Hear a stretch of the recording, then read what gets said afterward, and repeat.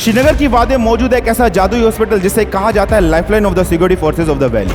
यहाँ ये कहा जाता है अगर किसी जवान की नब्ज चल रही तो वो यहाँ से अपने पैरों पर चलकर वापस जाता है। यह है 92 बेस हॉस्पिटल जहाँ गोलियां रुकती हैं मगर हिम्मत नहीं। इसके एस्टेब्लिशमेंट वर्ल्ड वॉर 2 के टाइम पीरियड पे 1942 में रावलपिंडी से हुई। 1948 में श्रीनगर पहुंचा और तब से अपना कर्तव्य निभा रहा है। इसने 1965, 1971 और करगिल वॉर जैसे ऑपरेशन में अपना योगदान दिया और यहीं से लौटे हैं वो हीरो जो कभी देश की ऊंची चोटी पर लड़े थे। यहाँ मौजूद है 598 बेड्स, ट्रॉमा सेंटर और एक टाइम पीरियड पे 40 कैजुअलिटीज को ऑपरेट करने की कैपेबिलिटीज है।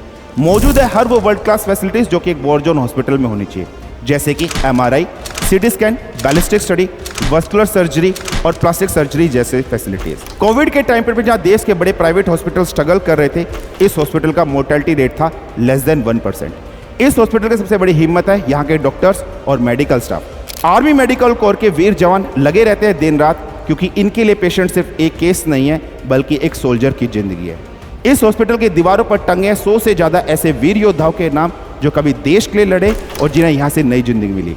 साथ ही साथ वो गोलियां जो कभी इनके शरीर में धसी हुई थी। याद करिए करगिल वॉर के टाइम पीरियड पे परमवीर चक्र से सम्मानित सूबेदार योगेंद्र सिंह यादव जी को, जिनके शरीर में लगी थी 17 गोलियां। 92 बेस हॉस्पिटल के डॉक्टर ने उन्हें नई जिंदगी दी।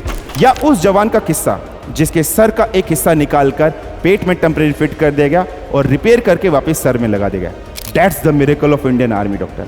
जब हम सुनते हैं नो मैन लेफ्ट बिहाइंड, तो श्रीनगर की वादियों में मौजूद है एक ऐसा हॉस्पिटल जो इस वादे को 100% सच करके दिखाता है। सो अगली बार जब कभी आप आर्मी हॉस्पिटल के सामने से गुजरे तो नमन करेगा, क्योंकि यहाँ सिर्फ डॉक्टर ही नहीं बल्कि देश के असली गार्जियन एंजल सर्व करते हैं। जय हिंद, जय भारत।